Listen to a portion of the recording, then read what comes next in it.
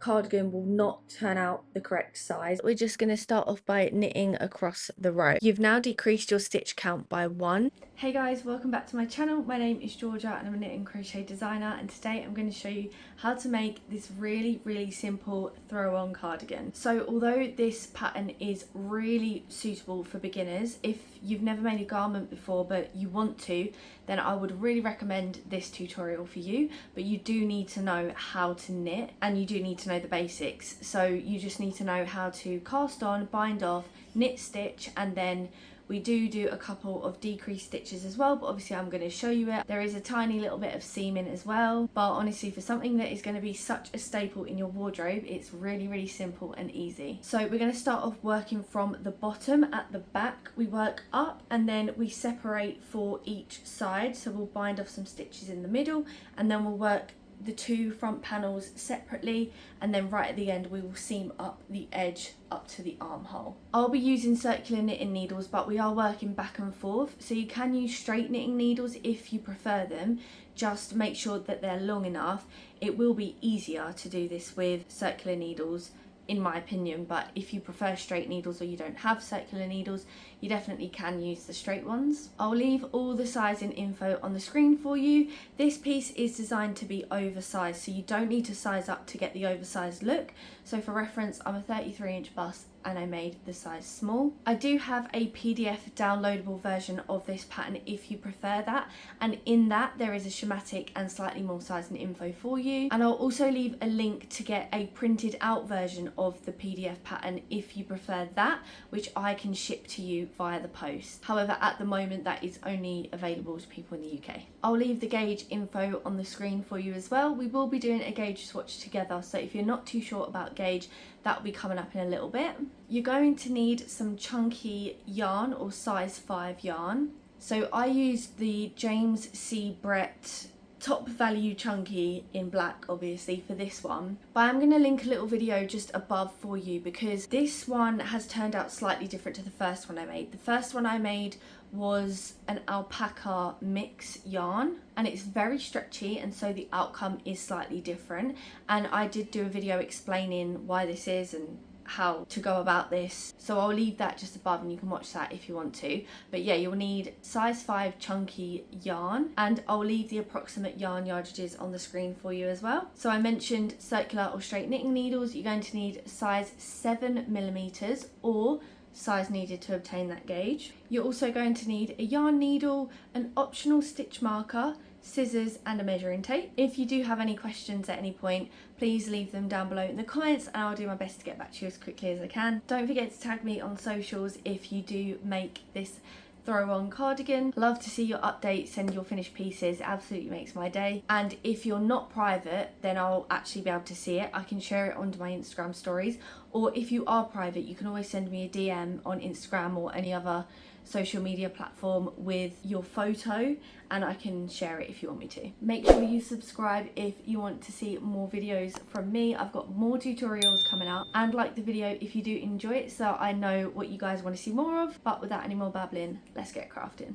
Okay, so I've left some abbreviations on the screen for you. This is the yarn that I used and these are the needles that I used. So like I said before, you can work back and forth on straight needles if you prefer.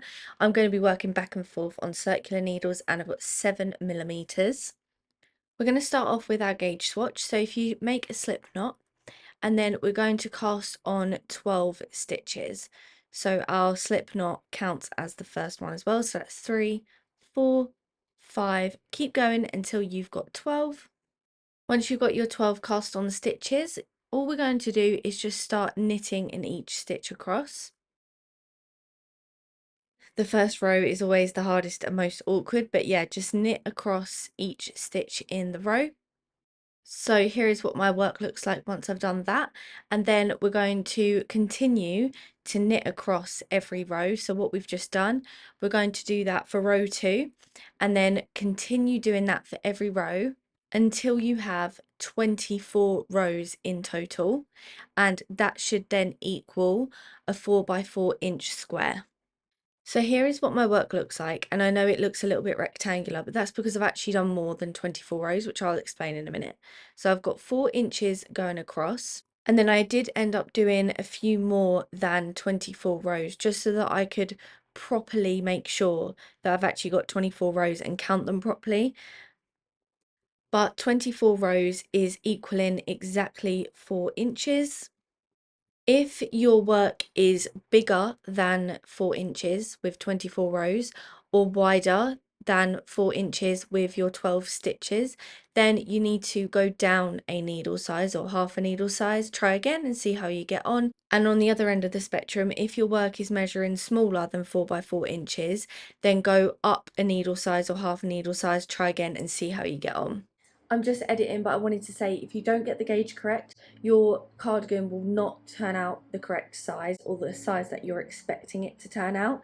If you can hit gauge on either the width or the height, so for example, if you're getting 4 inches in width but it's not the correct height, that is better than having the correct height but not the correct width. So basically, if you can get your 12 stitches to equal 4 inches but the height is not correct, then I would still go with that, because in this particular pattern we are actually going to go off of measurement. So if the height measurement, the rows measurement, is not quite right, it doesn't actually matter, because I'm going to say repeat until your work measures a total of 19 inches. So in this particular pattern it's not as important. The actual amount of stitches, the width of your gauge, is the most important thing, so that you make sure you get the right width of your cardigan. Hope that makes sense, and once you've got that all sorted we can head on into the video. So starting at the back on the bottom, we are going to do our cast on stitches. I've done my slip knot, so then cast on however many stitches it says for your size on the screen, and you don't have to cast on the same way as me, you can do whichever method you prefer. Once you've done your cast on stitches, we're just going to start off by knitting across the row. So knit every stitch across the row just like we did for the gauge swatch. And it's just a simple knit stitch. We're not altering the amount of stitches on the needles at this point. Then once you've completed row 1, your work should be looking something like this. And then all we're going to do is repeat row 1 until your total work measures however many inches it says on the screen. So I wasn't lying when I said this is a really easy and simple tutorial. So we're just going to knit on every single row, every single stitch, back and forth until your total work measures however many inches it says on the screen. This number of inches is going to be the length of your cardigan, so I'm going to leave some information on the screen for you for if you want to make your cardigan longer or shorter. So here is what my work looks like when I reach 17 inches, because I'm making the size small. Now we're going to separate for the front of the cardigan, so knit in the next however many stitches it says on the screen for your size. So here is my section of stitches that I've just knit. And now we're going to do some bind off stitches. So I'll leave on the screen how many you need to bind off, but just make sure you knit another 2 stitches and then bind off. Don't just start binding off straight away after that section of stitches that you knit. So there's my first bind off stitch done there, and then we knit 1, bind off, knit the next one, bind off. So that's 3 that I've done so far. If you do need to slow this down, you can actually go into the settings and then choose the playback speed, and you can slow it down so that you can see this more clearly if you need to. So now I've got my bind off stitches there in the middle, and then I'm just going to knit across the rest of the stitches that I have left in the row. When you finish this row, you should have on either side of the bind off stitches an equal amount of knit stitches. So the knit stitches that you've got left on your needles are going to be the fronts of the cardigan, and they need to have the exact same amount of stitches on each side. So now that our working yarn is on this side, this is the second side that we did after the bind off stitches. This is the side that we're going to be working on for now, and these stitches on the other side can stay where they are. Now, if your needles are too short or if you're on straight needles, you might need to put these stitches on hold. To do that, you will just get a scrap piece of yarn and thread it through the stitches so that you can then release the needle and then use it to work on the other side. Starting again from row 1, we are going to knit in each stitch across. So obviously it's a lot less stitches now than what we were doing before. So you should have between 30 and 40 stitches that you need to knit across. Once you've done that, going on to row 2, we're going to start off with a knit 2 together. And as this is a beginner pattern, I'm going to slow this down so you can really see it. So I'm inserting my right hand needle knitwise into the 2 closest stitches to the edge. So my first 2 stitches, my needle is going through both of them. And then we wrap the yarn around as normal and we just knit as normal. And as you slide the stitches off, you've got 2 stitches there rather than just 1. And that's it. That's a knit 2 together. And then you're just going to knit across in each stitch across to the end. Feel free to go back and rewatch that if you need to. You've now decreased your stitch count by 1, so I'll leave on the screen how many stitches you should now have on the row.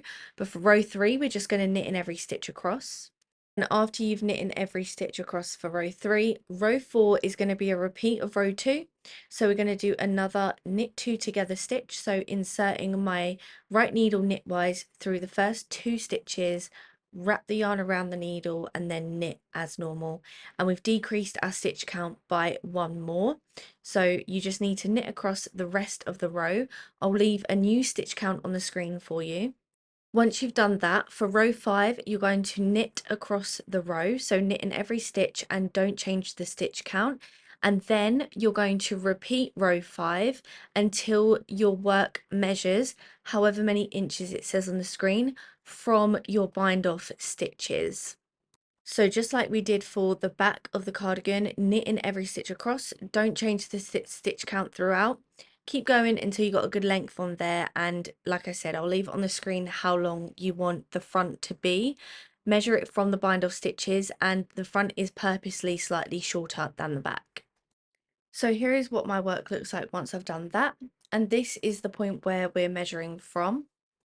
So measuring in line with your bind off stitches and then down the front panel.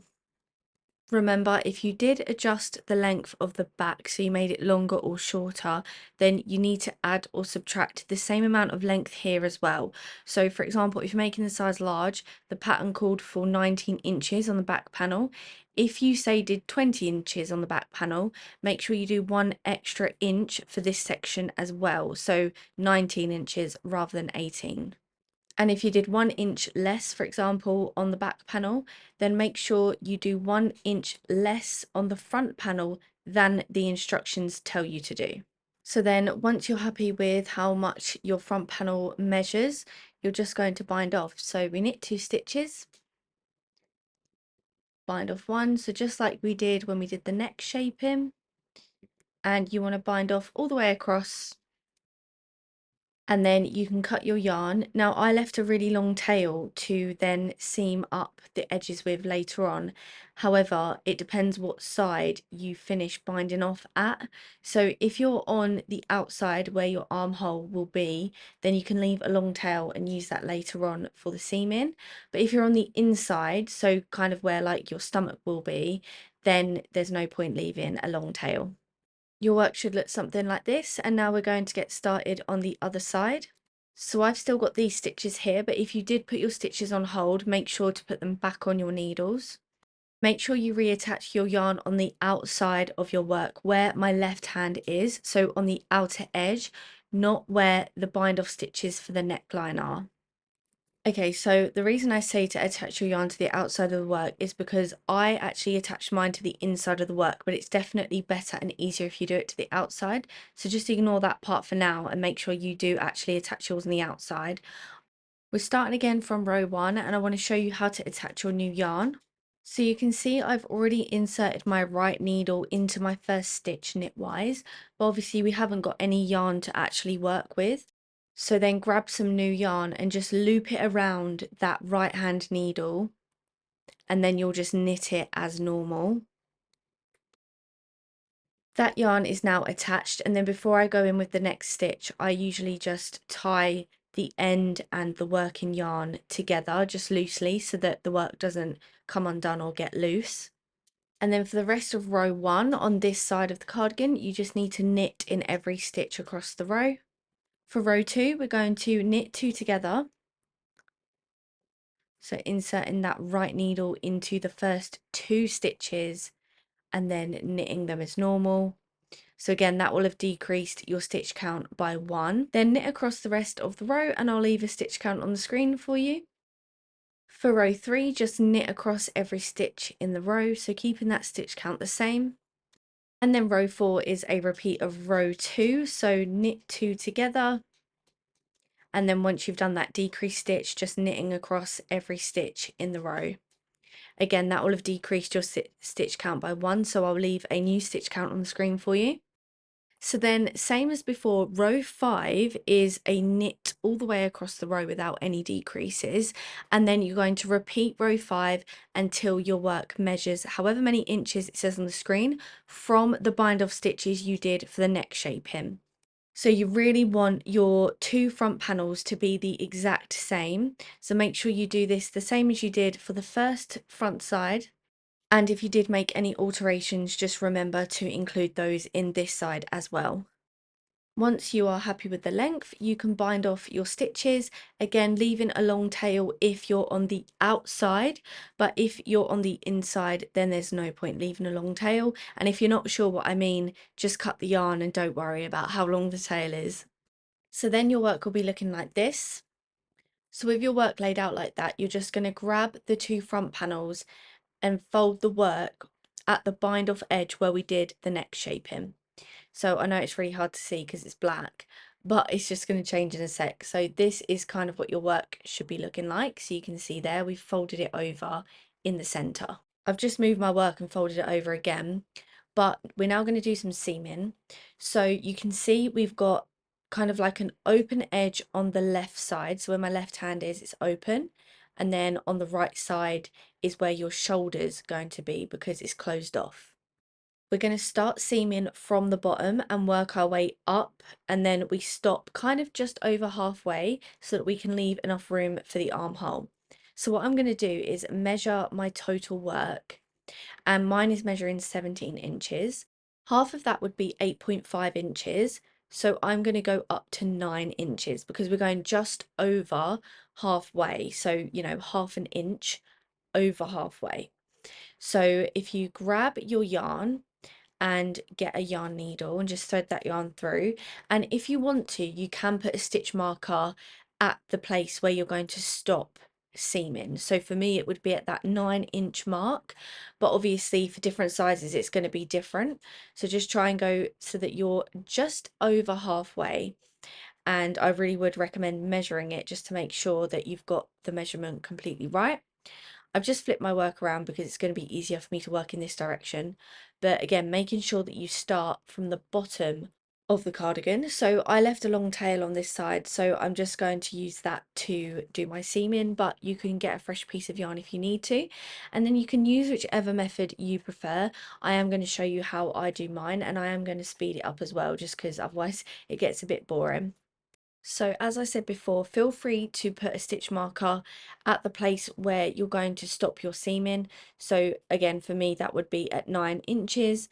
Do take your time with this, and you can use the stitches, like the rows that you've done, to kind of make sure that you keep your work level and straight so that you're not kind of going to make it go wonky where you've like sewn one side more than the other, if that makes sense. So I would just really recommend to take your time with this, because if you rush this and it looks rubbish, like you can tell, and you can tell that the piece looks handmade. So I know that's a bit of tough love, but I really do feel like a good seaming job can make so much difference. You can see I'm making my way up quite speedily now because I've got the hang of it. And then because I didn't use a stitch marker, I'm just measuring as I go. So where my finger is where I need to get to for it to be 9 inches. So you will have one side that looks like this or something like this, and then another side that looks more like this. So this is obviously going to be the outside of my work because it's much neater. And then I'm just going to fasten my yarn into place because I haven't tied it off yet. Once you've done that, you'll be able to see the size of your armhole, which is quite generous. I mean, you can try it on, and if you want to sew up a little bit more or undo a little bit to make the armhole bigger, then feel free to do that. And then where that chunky seam was, so where I've put that kind of more visible seam on the inside of my work, when I'm now folding over my work to do the other side and create the other armhole, we just need to make sure that the chunky seam is going to also be on the inside on this side as well, if that makes sense. So I've got my chunky seam on the side I've already done on the outside, so that when we do this side, it will also be on the outside, and then we can turn our work right side out when we're finished, and then the neater seams are going to be on the inside. I really hope that makes sense. But basically, you don't want to have like a neat seam and a chunky seam showing when you wear your cardigan. And then we're just going to do the exact same for this side. So again, I'm going for 9 inches because half of my work is 8.5 inches. And then I'm going to go half an inch over that because my total work is 17 inches.